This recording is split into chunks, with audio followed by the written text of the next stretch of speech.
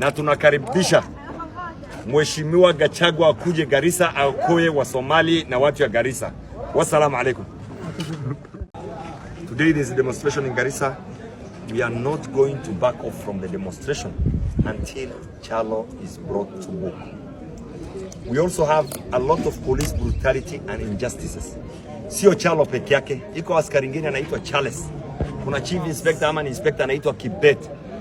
Kazi ni kuangalia simu ya watu. Anybody passing through Modika lazima afungue WhatsApp, lazima afungue phone contact. If the police sees namba ya Somalia, wewe uko ndani, fine 100. Wakikuona na WhatsApp ama any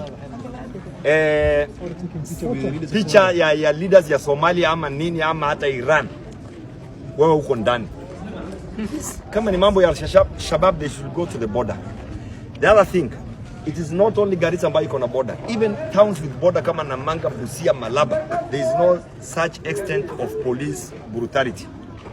Tunaomba Rais, tunaomba Murkomen, if the manifesto of Kenya Kwanza ni kuua vijana, tunasema wewe na serikali yako ni one term.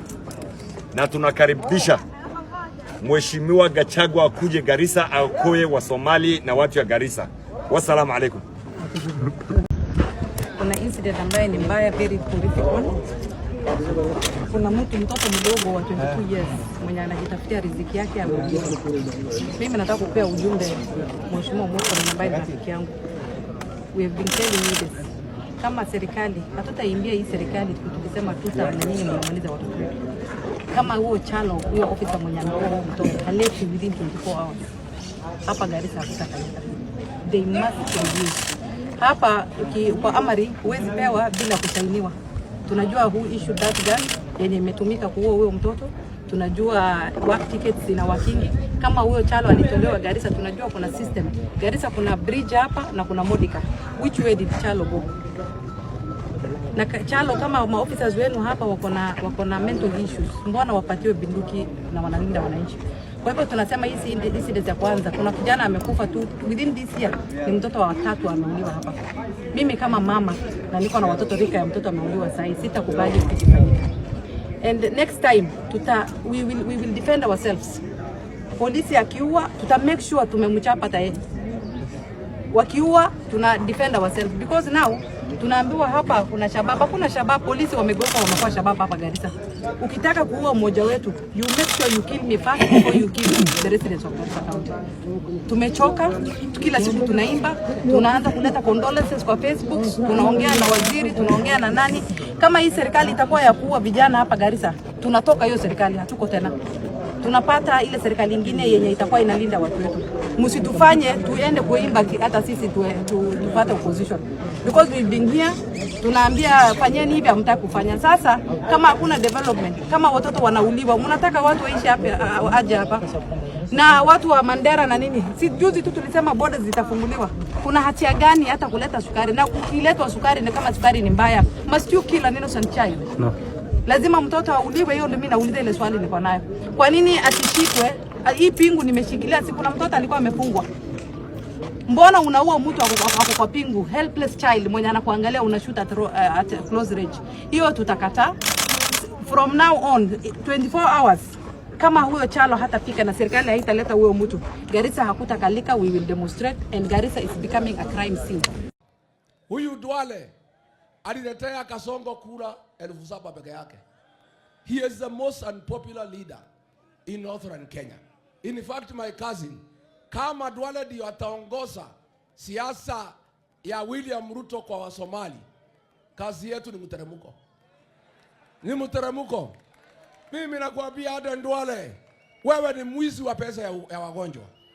Umeiba pesa ya SHA ya walimu. Umeiba ya polisi.